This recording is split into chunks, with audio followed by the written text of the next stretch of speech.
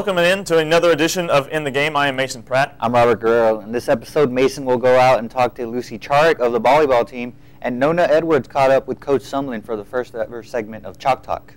Looking forward to that, as well as Priscilla Riojas, always out amongst y'all in the crowd for our Fan Zone segment. Plenty of news and highlights to get you caught up on, so let's get started. After losing to ECU 2-0 and beating Marshall 2-1, soccer can clinch a playoff berth if they beat Rice this weekend here at UH. Case Keenum, with back-to-back wins over Marshall and Rice, has set the all-time total offense record as well as the total touchdowns record. And with that opening kickoff return for a touchdown against Rice, Tyrone Carrier ties C.J. Spiller for all-time NCAA kickoff returns. And Kevin Sumlin has been named down to the final 20 for the Paul Bear Bryant Coach of the Year award list. And in golf news, Jesse Dromer was named the CUSA Golfer of the Week. Meanwhile, cross country finished second in the Cal State Northridge Invitational. And in basketball news, Amanda Lawson was named the CUSA Freshman Preseason Player of the Year. And now let's watch some highlights of the Marshall and Rice games.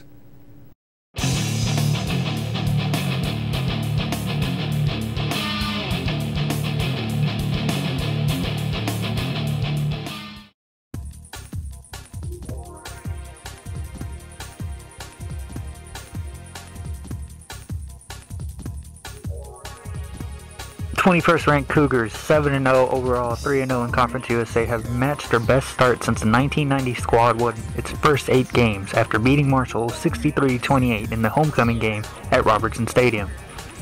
Charles Sims led the rush attack with 7 rushes for 75 yards, 1 touchdown, including a 50-yard long run.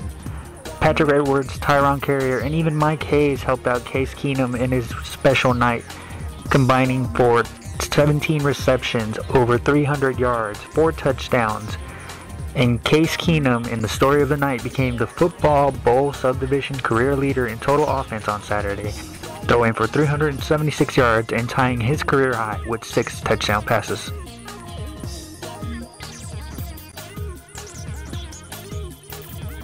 Another record-breaking night, which is now just business as usual for Keenum and crew as they defeated hometown rival Rice 73-34. The Cougars improved to 4-0 in Conference USA play and 8-0 overall.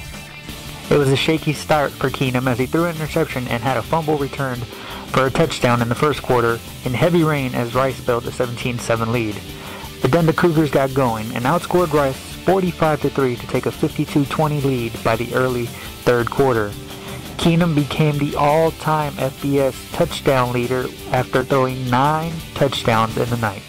Patrick Edwards had 7 receptions for 318 yards and 5 touchdowns, and Tyrone Carrier joined in the record-breaking night as he tied the career kickoff return for touchdowns with 7 by returning the opening kickoff 100 yards for a score.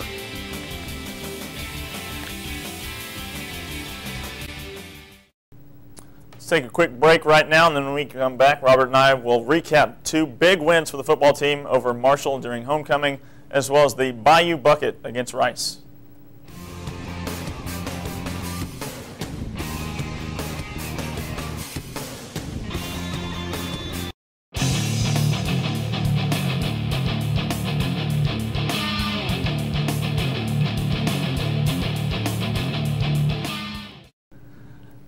All right, welcome back.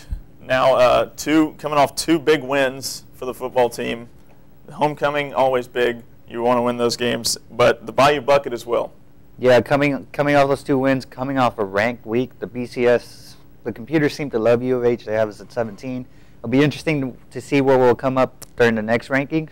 And winning homecoming and then winning the Bayou Bucket the week after, it's just huge. It's like an ecstasy for the whole campus. Yeah, it's a good way to finish out that homestand 3-0. But you know, going back to that Marshall game at homecoming, we talked about it last week. You had to stop 2 players, had to keep Vinny Curry out of the backfield, and they did just that. He only had 3 tackles overall, just a complete non-factor defensively. And A.J. Graham scored here and there, but you know, when your defense is on the field for 3 quarters, that's going to happen. So you know, nothing too big to worry about. It's big. Vinny Curry was leading the nation in tackles for a loss, and he had none that game. None. It was just like we said, just a complete non-factor. But you know, Marshall's coach going into that game, that was the game plan, you know, win time of possession, keep U of H's offense off the field.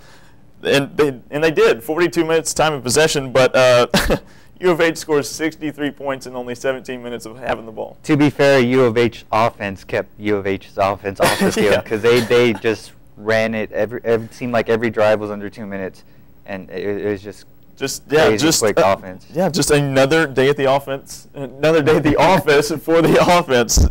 You know, Keenum over 300 yards passing again. That's almost ho-hum at this point. But 6 touchdowns.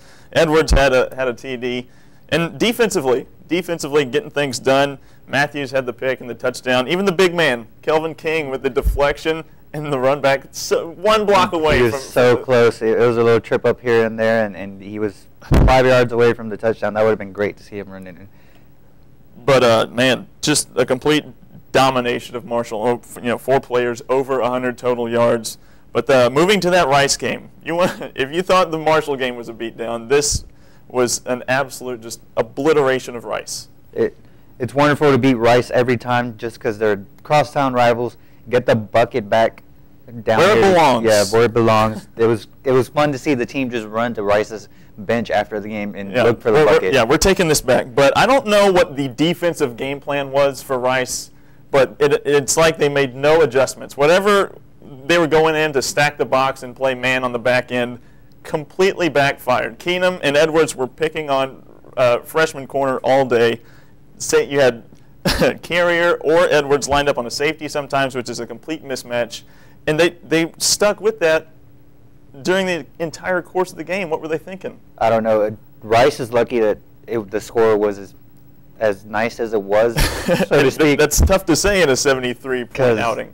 We were up 7-0 with 15 seconds into the game with that kickoff return. Yeah, and then the rain comes in, and that was the best defense that Rice had, was the weather. You know, Keenum throws a pick, which is, you know, only the 3rd on the year, turns the ball over on the fumble, just completely loses the grip. But then after that first quarter and the rain subsided, it kept pouring, but more in terms of points on the heads of Rice. And it's a huge game for the University of Houston. Tyrone Carrier tied C.J. Spiller for all-time kickoff returns.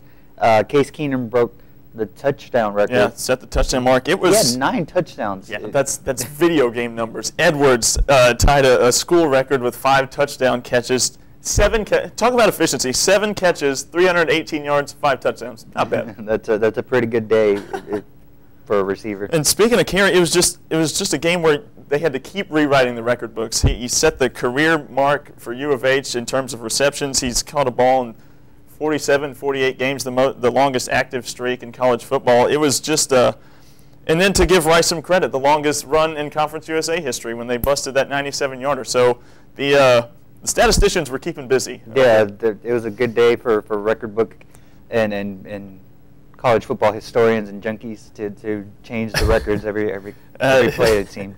But just, yeah, like we said, just a complete domination of Rice.